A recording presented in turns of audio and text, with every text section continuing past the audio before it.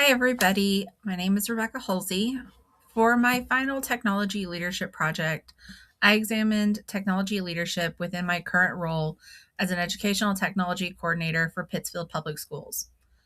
This project served as a synthesis of the major topics we explored throughout the course, including technology leadership frameworks, educational technology planning, artificial intelligence, literacy and policy, and current challenges facing technology leaders.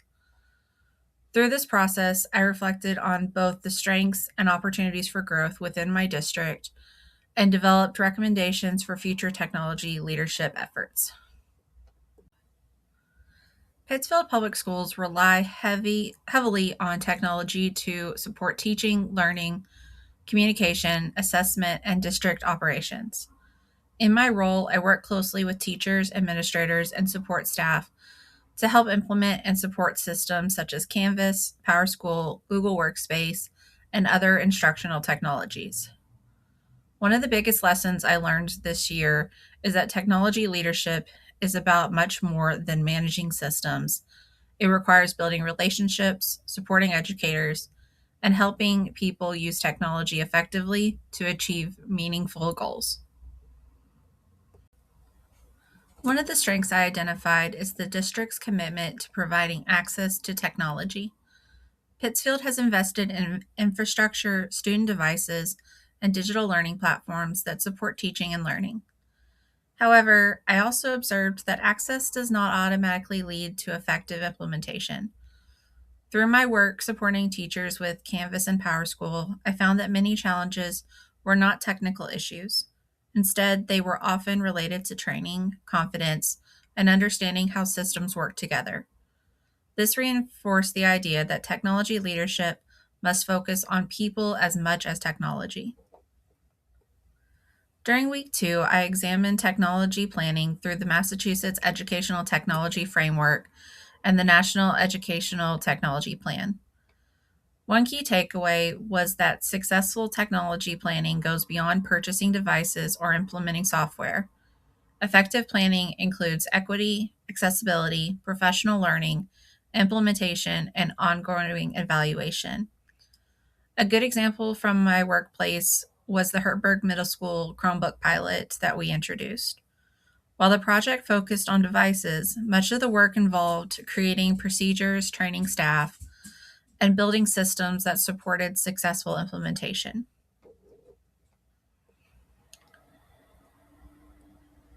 When exploring artificial intelligence, I felt like it was one of the most relevant topics to our current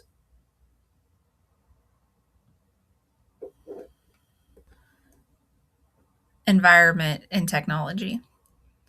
At Pittsfield, I was involved in conversations about AI supported translation tools, including Gemini, Claude, and DeepL. This experience helped me see how AI policy moves from theory to practice. While AI offers significant opportunities to improve efficiency and accessibility, tech leaders must also consider privacy, accuracy, transparency, and ethical use. Responsible implementation requires thoughtful leadership rather than simply adopting new tools.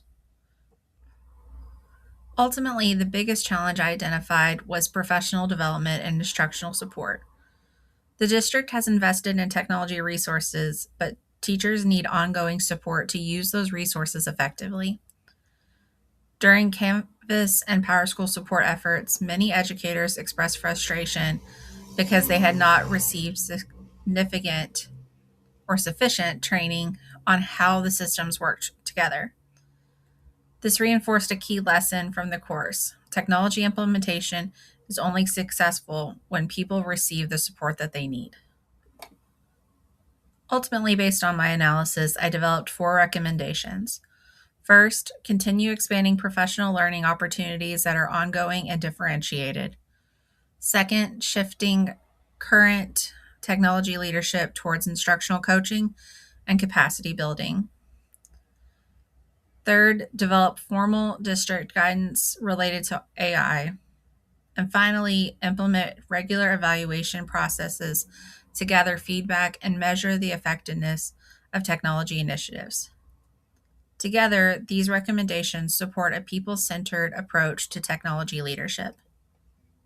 Perhaps the most important lesson I learned throughout this course is that technology leadership is not really just about technology.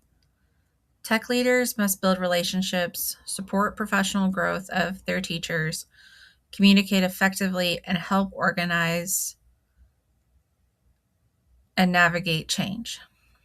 Whether I was supporting teachers with Canvas and PowerSchool, participating in a Chromebook pilot, evaluating AI tools, or providing campus office hours, the same theme emerged repeatedly. Successful technology implementation depends on the people. Thank you so much for viewing my technology leadership brief presentation. If you want to learn a little bit more about my thoughts on technology leadership from this course, please view the paper that I have attached in my Google site. It has a little bit more detail into things that we talked about and you've seen on the screen.